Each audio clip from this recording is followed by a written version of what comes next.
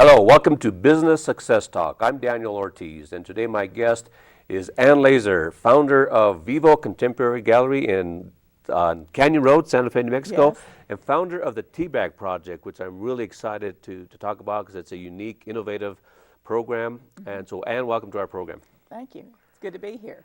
Now, Ann, you're a little bit different from my typical interviewee in that this is about business. Yes. And you are an artist, but you are in the business of art. And I know a lot of artists don't consider themselves business people, but you are, an artist, a first-class artist, but also in the business of art as founder of Vivo Contemporary Gallery on Canyon Road, very successful gallery. And we're going to segue into that later in this interview. Special program you developed called the Teabag Project. But before we start, tell us a little bit about you and your American dream and how you got into the business of art. Wow, the American dream, that's a pretty big topic. But I guess for me, the American dream is to be able to live peacefully with myself and my community and the world, and be able to express myself in various ways in terms of helping people. I'm a psychotherapist too, so I really have a very big interest in trying to help people that have mental or emotional problems. But in addition, it's my dream that started even when I was quite young, and that was to be an artist. So that's a big piece of my American dream. Okay. So from what I understand of your story is that you actually got into the art, I won't say the business of art, but became an artist later in life. Yes. It wasn't something you started. So tell us about your background. Where do you come from, and how did that evolve into your art career? Okay. I think we have a video of your... Yeah. Well, yes, I grew up in Arkansas and raised my family there. And I had always been interested in art. But I had to, I felt you have to do first things first. And so I raised my family. I had a business in psychotherapy, very active practice. And when the children were finally launched, I began to, at age 59, I started taking art classes. Okay. So a lot of people are retiring I around know. that time. Yeah. So you started really your art business at age 59. So Yeah, you yeah. were... Young 59. Well, yeah, 59 is the new, 39, right? Yeah, right. Well, yeah, I did. And honestly, I'd had such a good life and enjoyed my life. But I was really... So you did the traditional thing. You got married young, I guess. Yeah. And Had a raised a family. family and did the family thing and became a therapist. When one thinks of Arkansas, art's not the first thing that comes to mind. No, it's not. Okay. Razorbacks is really what first comes to Right, mind. football, right? Yeah. And barbecue. Yeah, it was just always, as I said, always a childhood dream that I could do art, and wanted to take classes. I grew up in a large family. I was the oldest of 5 children, and there was no money for art classes. So it's kind of a suppressed desire from very early. And then... Did you put together like crayons or Oh my any kind of goodness, artistic yes. things on your own? Oh, yeah. Okay. I did. And raising the family, I did every craft that came along. Okay. Macrame and everything. I remember construction paper and Yeah. stuff like that. Okay. Collages. Yeah. Okay, so you were doing the artistic thing. Just And every time we went on a vacation, I would take my children to art museums. That was one of the favorite things. So it turned out that 2 of my only 2 daughters are both artists. Oh, rough artists, okay. I don't know what rough artist means. No, but are artists. Are artists, okay. I thought you said rough artists, okay. No. So, segue from being a homemaker, mother in Arkansas, to having a gallery, being a part owner of a gallery on Canyon Road in Santa Fe, which is like the art mecca. I know. Right? I can't believe it. So what happened? Well, Was there a leap of faith, or? Absolutely. But it started that I came out here to Santa Fe as in my other aspect of business to do lead a workshop, and I fell in love with it. And the blue sky and just the whole atmosphere lends itself to the creative spirit. Right. And so Well, Santa Fe is my understanding is the third largest art market in the is. country after It New is. York and LA. Yeah, So yeah. there's definitely a pool here for artists, right? And of Right. course, it's the sky. Yeah. And I think a lot of us know the story of Georgia O'Keeffe, who Yeah, established yeah, the sure. colony back in, I don't know, what, the 30s or 40s, right? Yeah, yeah. Yeah. So so I began to come out here because that was the year I had started doing art, taking art lessons, and at one point I started making regular trips out here after that, and you know how synchronicity, things come together. I was coming out here learning more about art, as well as taking art classes in Jonesboro, Arkansas, where I lived at the time. And my art teacher said, you know, Ann, this is art. You're making art now. And people could have different opinions about it, but this is art. And so that really helped me understand that, you know, there's a great range of what appeals to different people. Of course. And So what kind of art were you doing? Are you painting or I was painting. watercolors? or I what were started you doing painting with acrylic and oil, and I did a lot of landscapes and plein air. But on one of my trips out here, I happened to be exposed to Ron Procrosso's work. He is a very fabulous printmaker, master printmaker. And I just fell in love with that whole genre of art and took classes from him, and then started taking classes at the community college. And that's how I just really shifted more from painting to printmaking. And then I started doing mixed media work. Now, for our audience, what is mixed media work? Well, What does that it's mean? using, you know, you can use all sorts of things in a mixed media pieces. You can use collage, you can paint, use natural objects, leaves, whatever. But using that medium helped me segue into what I'm doing now, which is I incorporate used tea bags into my work. And I know that sounds kind of strange. It does at first glance, but we're going to see a couple Yeah, of your yeah. pieces, and Yeah. it's just amazing work. So, Yeah. okay, so you kind of, what I'm hearing is that your work evolved, Yes. and then you kind of settled in on like one, I don't know, is it called genre or just one type of art with tea bags, and of course that evolved into the Tea Bag Project, which we'll talk about in a minute. Yeah, So I think we've got a couple of examples of, so basically you take used tea bags Yeah. and you create works of art. Absolutely. Right, so I think, Absolutely. George, we got some pieces, Yeah, examples coming up, but, Yeah. so what on earth Well, made you decide to use tea bags in works of art? Yeah. That's crazy. That was really a crazy thing. And obviously you're a tea drinker. Yes, I'm a tea drinker. Was it an epiphany, or is this, No, what happened? it gradually happened. I decided. Here we have a piece here, so this is, yeah. tell us about this piece, and then we'll go back to how Well, it started. that piece has. Now these are used tea bags. Those are all used tea bags, and they are the color that they are stained by the tea. So you didn't add color to No, any of these pieces? no, That's the that has original? no those kind amazing. of purplish color. That's pomegranate, and the okay. lighter color is green tea, and then there's black tea. I can look at them and I can tell you what they are. Okay. And then that sign is the Om sign. Okay, is that Sanskrit or, It's part of a Buddhist. no, but kind is that Sanskrit or what's the I guess it is. I don't know. okay, Yeah. this type of lettering? Yeah. Okay, so tell me, how did you begin to use tea bags in art? Well, And you almost exclusively do that now, right, with used tea bags? yeah, I still do some printmaking, but I've really focused on that. And as with anything, if you jump around and do a little bit of this and a little bit of that, you don't really go in depth. That's true in life, and it's very true in art.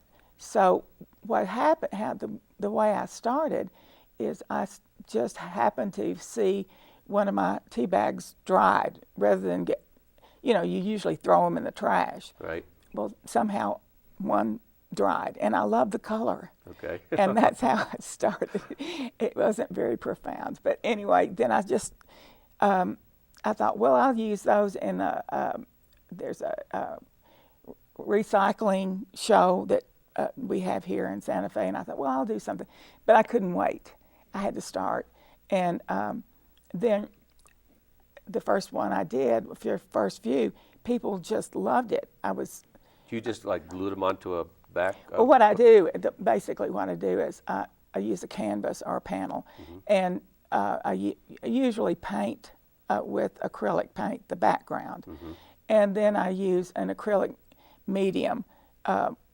It acts like glue, and I put them onto whatever surface I'm using. Now, do you have a design in mind, or you just No, it's very goes? spontaneous. Okay. The whole process for me of Okay. art is very spontaneous. Okay, so that Yeah. you started that, and then that kind of evolved. I think we've got a huge piece. In fact, you had a piece that was in the state capitol, the Roundhouse. I wish we had an image of that, but it's a piece. But you have a rather large piece. I think George will bring it up here in a minute. Yeah.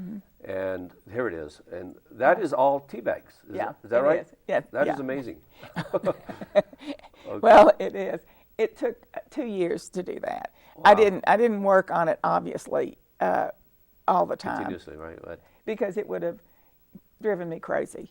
And did you? I mean, it has like a yellowish, orangish color to it. Were you looking at specific teas? No. Or did you exclude teas? Because there's No. like Earl Grey, and those are darker Yeah. pieces. Those dry dark, or they stay light? Yeah, they dry dark.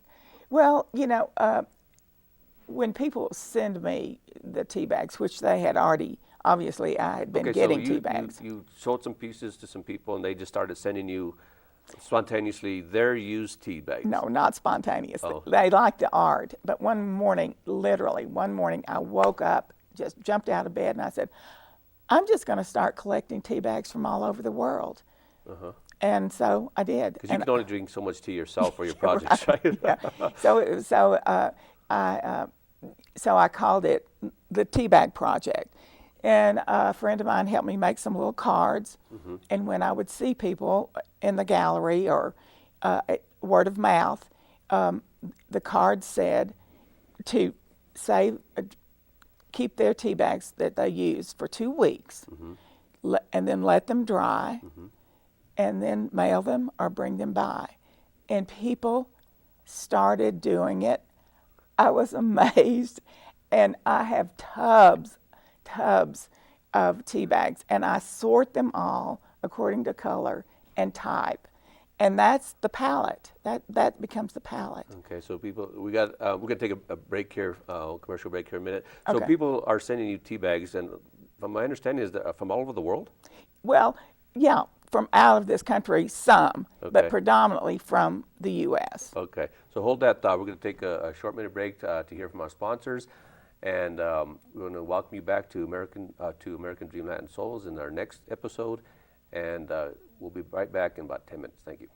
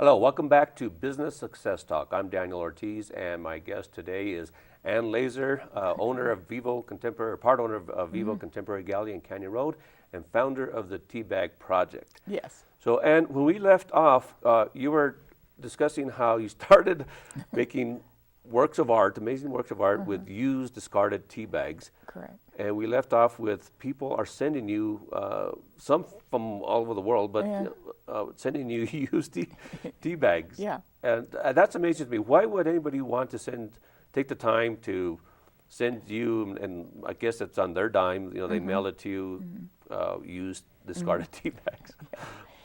That's the fascinating thing for me. And it has really inspired me to go beyond just making art. But I've found that often people come back every year, to see what I'm doing. They become interested in being a part of something. Well, making art. They're partners in this whole process. So they feel connected to the piece. They feel connected to me and to the work that I'm doing.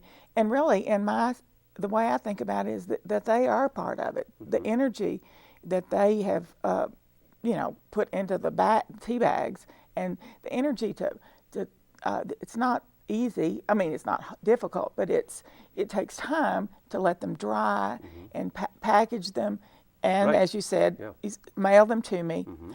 I got one time that they had wrapped it with that silver tape. What's that called? Masking tape? Yeah, and it looked like it could be a bomb, and the people at the post office had me come down. Is that right? And identify that it was, it wasn't a bomb.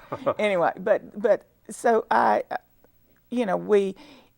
believe that people really want to be part of something creative. They want to be part of something bigger, and something that is positive, really positive. Okay. Yeah. Right. So you started with the tea, with regular pieces of art, evolved to the teas and tea bag project. And now that's not the Tea Bag Project. The Tea Bag Project, tell us about that. That's something that's evolved from your artwork. Tell us about the Tea Bag Project and how that has evolved. Well, you have actually a Facebook group for the Tea Bag Project. So people want to get involved with that, where would they go, or how would they find out about you? Well, they can go to Facebook. It's called the Tea Bag Project Membership Group. Okay. And they can be a part of it. And the focus of this group is to enact our motto. My motto is world peace through inner peace, one cup of tea at a time. And so the whole thrust of this is to become more peaceful ourselves and more engaged in peaceful enterprises in whatever way, in any way that you want to do it in the world. And okay, so people can belong to this group, yes, and be part of your Tea Bag Project, yes, and connect on Facebook. Yeah. Again, it's the Tea Bag Project on Facebook. On Facebook, it's the Tea Bag Project Membership Group. Membership group. Okay. Yeah. And do they have to be invited to be a member, or do they apply? Yes. How does that work? Yeah. So they let me know. They asked, and I. Yes, okay. I agreed to let them in, All right. But it's really this has just started. This part of my project, the Tea Bag Project, started with the art, and then it grew incorporated into making wearable art. That's part of what I do. We'll get to that in a minute. Yeah, but I'll talk about the Tea Bag Project. Yeah. So the Tea Bag Project again is founded on your art, that's become into a community. Yes. That's what I'm hearing. Exactly. And so tea actually, from my what I understand with my tea-loving friends, tea is not just a beverage, is it? It's a ceremony, and we know that the Japanese, maybe you can tell us about the Japanese tea ceremonies, but it's also a ritual for many people all over the world, isn't it? And it has been for many eons. It's a very big part of a lot of cultures. You think about the English, and as you said, the Japanese, and they have regular spiritual ceremonies that revolve around tea. But it's all across the world, people are really engaged in tea. And tea drinkers, even here, they're very committed to their tea. Right. You know, they really, they often study tea, and, you know, there's a sense of belonging. And I think historically, tea is sort of linked to peace and connection. People enjoy a cup of tea together. You know, high tea. You know, it's so. Okay, and the way in our discussions previously, one of the visions, and you can expand on this, of the Teabag Project and the group is to have individuals throughout the world having a cup of tea, and promoting world peace through inner peace. You know, Gandhi, I think, said, if you have to be the peace, you have to be the peace you want in the world.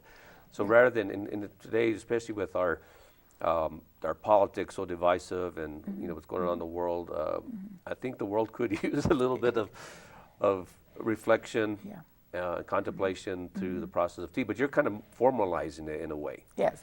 And helping people, again, be connected to each other and to something that they can believe in. But something that, because people are busy, and so this is something you can do if you have a busy life. All you have to do is, when you drink your tea in the morning, give some thought to peace in some way. And it can expand. We can have groups come together to talk about peace. You know, it's when I did a focus group, people were telling me how busy they were. They didn't have time for this. And one of my friends said, absolutely, she didn't have time. And I saw her a few weeks later, and she said, I can't get it off my mind. I think about it every time I have a cup of tea. Okay. So you started that process. Okay. So where do you see the Teabag Project evolving and going? Well, you know, there are three thrusts I have. One would be to continue to make art, and that is expanding into using the Teabag art to do big installation pieces, like the one you saw, the large one that has, incidentally, it has 2,064 tea bags. Wow. All right. And I was going to ask you that earlier. I thought about it. Before the so, commercial break. but it's, and then I this newest group that I've talked about, the membership for the Teabag Project, focusing on peace. And then I also have developed a line of wearable art. Okay, tell us about that. And you're wearing one of the pieces. Yes, this is one. This is a scarf, and you can see the tea bag images. All right. So the way this works is, I do the art. I have a partner in this endeavor, and she helps design the item, and we have a manufacturer in LA that we work with, and so and we still. No, it's not just scarves, though, is it? No, how's that? We have workout clothing. We have workout clothing. Yeah, okay. Blouses. We have wraps, other wraps that are beautiful flowing things, and so and we've got purses. Now we also have purses. Okay, and it's all just tea bags. It's my art. We've used some of my monoprints, but basically it's my art is photographed, and that's what's the basis of the item. Okay. And so we're expanding that as well. All right. How is that? How are you distributing the wearable art? Well, right now, this has been in the works for about a year and a half, so we're very new, and we have been having shows at the art gallery, Vivo Contemporary. We also have a line of scarves that are there, similar to this, that are there all the time, and they're purchased there. Okay. And in addition, we have trunk shows at various places. Okay. So how would somebody wanted to purchase one of your items, could they buy it online? Do you have an online store? Yes. Okay. You can shop online in two ways. You can just put the teabagproject.com, or you can use Ann Lacer contemporaryart.com, and it will take you to my my my website, and there's you can shop. You can they ship them out. And you can see the amazing number of wearable things we have. Okay. Yeah. And how is that tied to the Tea Bag Project? I know it's tea-based. Is that used to fund the Tea Bag Project, or what's the correlation there? You know, we haven't. We're going to do some more visioning after the first of the year, and so right now they're operating separately. Okay. Each of these entities. I don't know how they will intersect. Okay. Right. But there's, we're open to discovering how that can happen. Okay. Now, with the installation, I guess you call them installation pieces, the large pieces, I can see, and we've discussed this, we've talked about this, the large tea companies having one of those in their corporate headquarters. I mean, a lot of corporations, businesses, they invest in art for their headquarters and some of their satellite offices. And, do you have a vision for that? Yes, okay. I do. But that's, I have approached tea companies, and I've actually done a cross-promotional project with Stash Tea a couple of years ago. But this is, it takes promoting, it takes making contact with the right person, and the timing for that hasn't happened yet, but I envision that it will. Okay. All right. So I'm going to segue a little bit and talk about business. Okay. And one of the things that's fascinating about you is that, again, coming from Santa Fe, it's a big art market. Yes. If you live in Santa Fe, you're going to know an artist or two, right? Because there's so many. For sure. And the artist mindset and the business entrepreneur mindset can be distinct. Typically we call them left brain or right brain. Right artists are right brain, and they tend not to tendencies.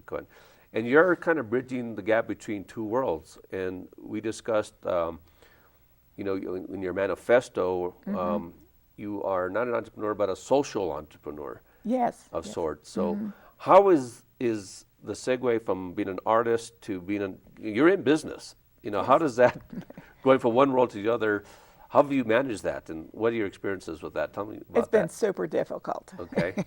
Because my mind doesn't work like a business, or I didn't think it could. But now I'm really taking this on as a big learning experience. But I started by just hating the computer. I just didn't want to. When I went by the room where it lived, I wanted to throw it out the window. But I've made peace with I've made peace with my computer, and I've gotten help from other people who know business, getting advice, and now I've really kind of gotten hooked on the whole, the whole idea of entrepreneurship, and I want to learn more about it, and I still think that there's a link between the vision that I have, that I carry, that's very important to me about peace. That's a part of entrepreneurship too. Right, that's true. Right. They're not exclusive. Right. Well, that's what I always say. As an entrepreneur, I mean, I'm obviously not an artist. I actually am an artist of sorts. I'm an author, award-winning author, and I film documentaries, so that is art in a way.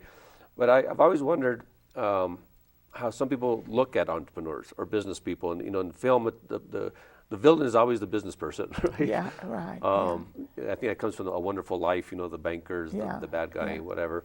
But I think you'll find that entrepreneurs really, we're not the bad guys, and it actually can be a vehicle for expressing your art, your artwork. Yes. And we've all heard of the quote-unquote starving artist, which, I don't think anybody really wants to be a starving artist. There's nothing noble about it. No, if you're buying your art. That's true. So you have to learn some business to make it go, right?